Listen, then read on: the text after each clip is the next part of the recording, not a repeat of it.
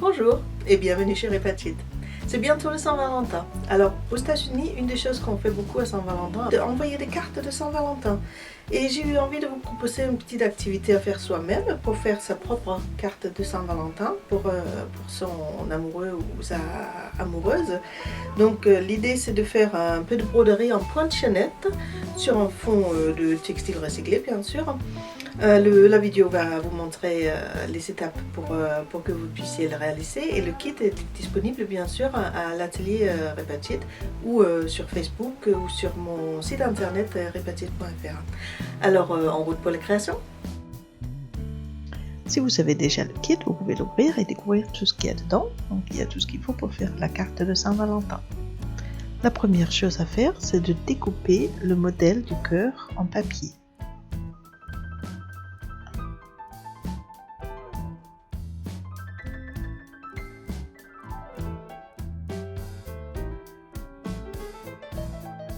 Ensuite, il faut décider quel tissu utiliser. Dans chaque kit, j'ai mis 3 différents tissus. Ce sont des tissus d'ameublement, c'est du recyclage, ça vient d'anciens catalogues de chez les tapissiers Carvisseur. Et il faut choisir quelle couleur vous avez envie d'utiliser avec le fil à broder qui est fourni dans le kit, ou votre fil à broder à vous si vous en aviez déjà. Ici, pour l'exemple, j'ai choisi du lin blanc parce que ça me semble très sympathique pour faire un cœur rouge dessus. Donc je vais placer le modèle du cœur en papier sur le tissu, et à l'aide d'un stylo bic, je vais tracer le contour pour pouvoir ensuite broder le cœur en suivant le tour que je viens de dessiner avec le bic.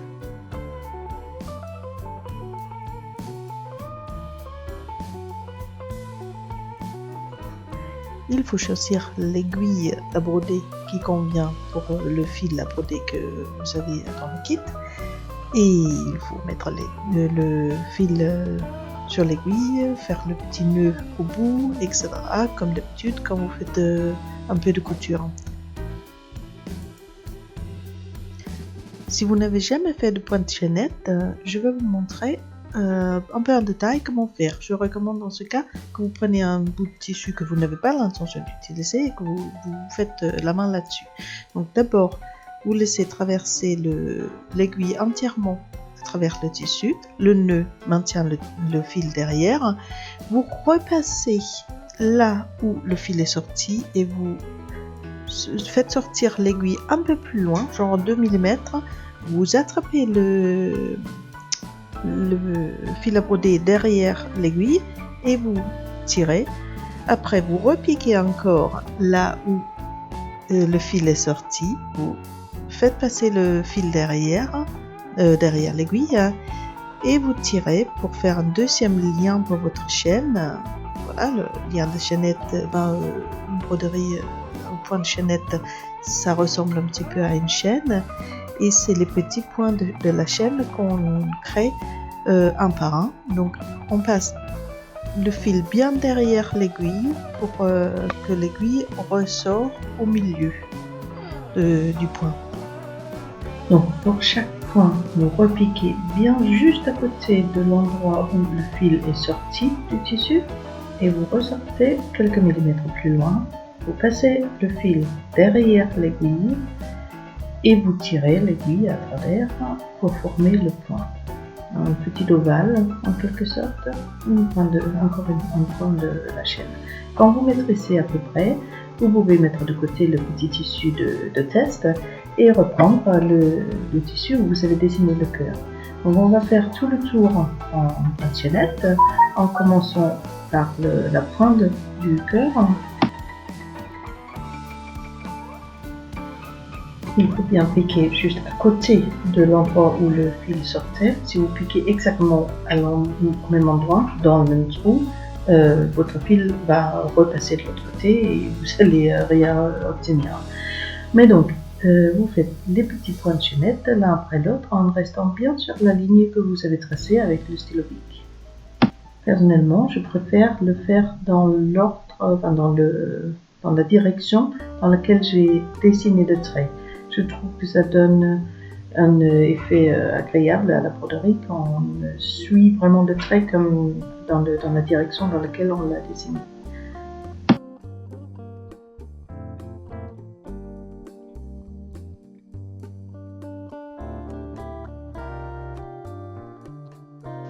Vous faites tranquillement tout le tour en suivant le trait.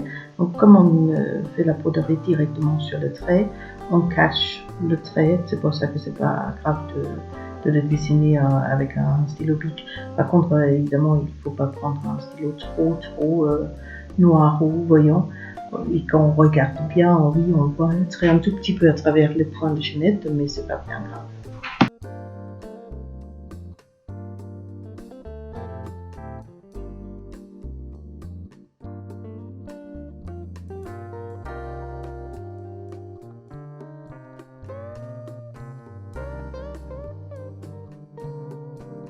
Petite astuce, quand vous arrivez au sommet du cœur, donc là où on change radicalement de direction pour le point, je préfère moi de finir le point en cours, donc piquer complètement à travers, juste à l'extérieur du point, et recommencer comme si c'était une autre chaîne qui commençait, parce que sinon l'angle ne va pas être bien net si on essaie de tourner en angle droit quasiment sans interrompre les points. C'est difficile de le faire de manière jolie.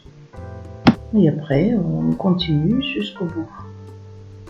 Le dernier point, encore, on fait le point comme d'habitude et après on repique juste derrière pour le finir. On passe l'aiguille complètement à travers le tissu pour finir la chaîne.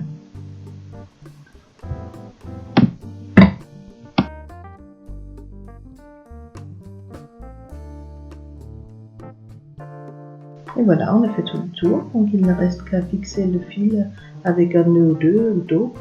Donc on passe dans un point existant et on fait un petit nœud avec le fil une fois ou deux fois et après on peut couper le fil qui reste. Vous pouvez vous arrêter là si vous voulez juste faire le cœur pour la carte ou vous pouvez continuer si vous avez envie. Vous pouvez rajouter des initiales, un peu comme les initiales qu'on voit parfois taillées dans l'écorce des arbres dans les parcs. Donc voilà, c'est un petit rajout sympathique que vous pouvez faire. Dans ce cas, je vous laisse chercher la police de caractère qui vous convient, quelque chose de simple de préférence. Et puis voilà, il n'y a qu'à le dessiner sur le cœur et après le broder en point de chaînette comme je viens de vous montrer. Ici, on va continuer directement pour finaliser la carte. Donc au dos de votre broderie, vous allez rajouter avec un fer à repasser le petit bout d'entoilage thermocollant.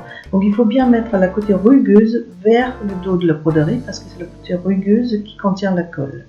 Vous passez avec le fer à repasser une dizaine de secondes et après c'est le tour à jouer. C'est prêt pour être collé dans le cadre de votre passe-partout. Il y a un petit bout de carton qui sert à couvrir le dos de votre broderie encore pour une meilleure finition. Alors vous prenez votre colle, vous mettez un peu de colle autour du dos du cadre de votre passe-partout et vous appliquez la broderie là-dessus.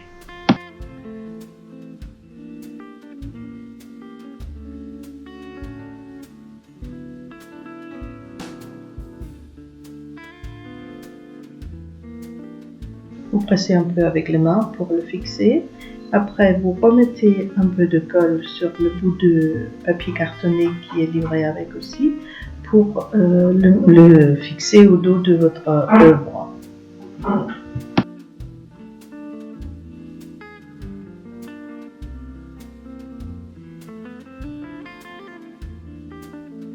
Il ne faut pas utiliser trop de colle parce que des fois ça peut se voir un petit peu à travers la broderie. Donc soyez un peu radin avec la colle.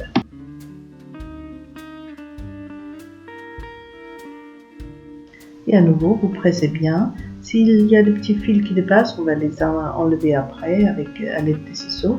Là pour le moment, l'important c'est de faire sécher la colle. Donc vous pouvez le mettre en pression sous un litre bien lourd pendant le temps de séchage de votre colle que vous aurez sûrement sur le tube.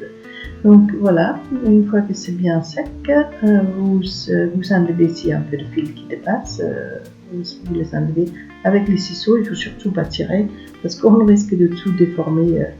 Voilà, donc vous le découpez simplement au ciseau. Et après, il ne reste qu'à écrire votre carte et à l'envoyer ou l'offrir le donner en main propre. Et je vous souhaite un joyeux Saint-Valentin.